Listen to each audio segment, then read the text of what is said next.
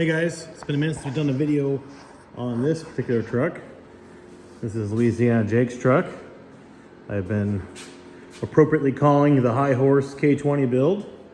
Last time I did a video on this, I was doing the firewall mods to fit that big block to the cab and to itself and all that jazz. And I've been doing some more work since then. So it's just about ready to go to paint. Let's head to Devon's here this week and get loaded up, take it over there. And this is some of the stuff I've been up to leading up to this point. The hood, front clip, and doors are completely fitted, gapped, everything opening and closing, functioning properly. I've got the high hump cut for the four-wheel drive shifter. I kind of play around with that a little bit because it's a big block in Turbo 400, so it's not the factory essentially setup, but I've got it coming out in the factory location and nearly factory angle, so it'll look B-roll factory appearing. Had a few fixes in here to take care of on the dash, had a few little things that were cut in. I've kind of patched back up, welded back up. Factory AC dash, as this was a factory AC truck, this donor body. Running vintage air now, of course, but will be factory appearing per the dash. And this door here was a 1971 door, actually. It was not a 72 door, so I corrected the door panel mounting holes and added a little vent screw area so that now it will be a 72 door. You guys wouldn't know if I just didn't tell you and tell myself. Sport mirror holes are drilled in the door. All the other mirror holes are filled up. Yeah, no, it's oh yes, the biggie. Cab lights, it's got them. I'll show you guys some of that process here. I'm gonna cut the video. So I've got a bunch of shots of how I splice these into place on this cab. This cab light kit is a new product to hit the market for these trucks. It's a lot easier than having to hunt down an entire bump cab to swap yours out with, or to swap an entire roof skin. You just simply take these raised portions and splice them in to your already existing cab's roof skin. And it is 100% factory appearing when done. I have a factory cab light truck on site that I measured off of, and I took those measurements, mapped them onto this truck's roof skin. I cut the holes, I made the light harness, and I spliced these cab bump sections in place. Really pretty simple job. I made easy work of it. I've swapped entire roof skins before. I've swapped entire cabs before just to get cab lights. They're just really cool on these trucks, and this is a great new product that kind of eases the process of, well, making your truck have some. Cody Hicks out of Baker City, Oregon, manufactures and sells this kit. I'll leave his Instagram handle below in the description and also on this slide. Get a hold of him if you want to get a cab light bump kit for your truck. It's a great product. New Dynacorn bed, and I did also add, as this truck had it, with its original bed to this donor body, the factory auxiliary fuel tank filler, and as we've of course filled the normal in-cab one. As for the cab, is not in the tank is not in the cab anymore. It's underneath the frame in this general vicinity, so I opted to use this. It's real factory appearing.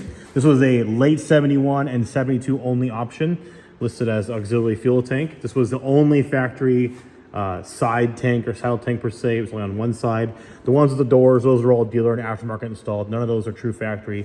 This was the only assembly line GM factory one. It essentially is a blazer filler and uses the same cover on the inside to hide the neck and make it look all pretty and uniform in there. So I've got that all in place, all figured in, whatnot. You guys can see there, wood bed floor. Jake bought this kit. It's a really nice wood kit.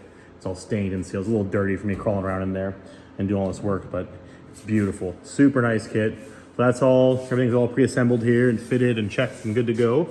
So the floor will be popped back out of this thing and of course painted and then reassembled for, well, one last time. But yeah, no, pretty exciting. Dynacorn bed, as I was saying there. Everything fits pretty good. Had to play around with the tailgate quite a bit though, as you always do. Getting it kind of fitting good, gapped good and all that stuff. Functioning nice. Opens and closes like a dream. Good as new.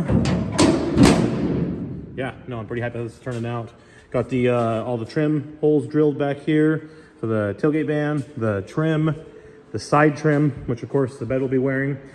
Jake does want to go medium olive and white in the center, so the color scheme is going to be changed up a little bit, but for the better.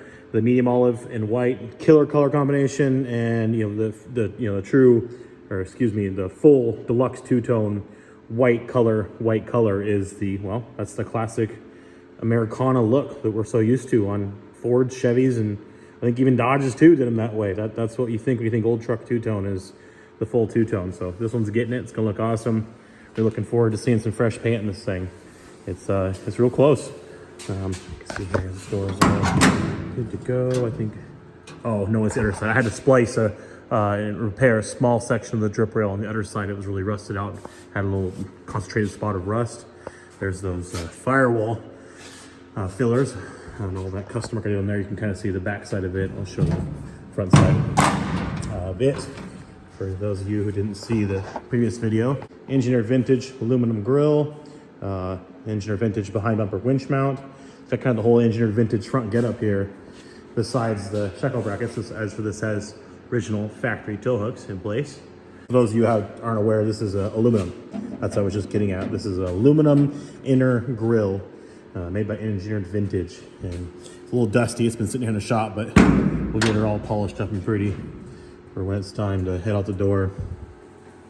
And there it is, the 555 big block. If you guys want to check out the other video on this truck showing why I did all this and kind of how I did it, it's on the profile. I'll leave a link in the description, but it shows all the work I did here and then some. So let's go to Devin this week. Gonna get the body off, get on some carts, and him and his team are gonna go hard at it and start stripping it down, strip all the paint off of it, and start body working and get some color on this thing. And we should have a truck here really soon. It's gonna be a good one. It's gonna be quite a doozy. I mean, medium olive and white, double trim, two-tone, 4-inch badass lift, big tires, 700 horsepower, big block Chevy, 555 cubic inch. What's not to love about that? This is gonna be a good one. And an absolute pavement pounder with that motor. All right guys, more on this truck very soon. Next video, this thing's gonna have some color on it. And I can't wait to show you guys that. And as always guys, more 67 to 72 content soon.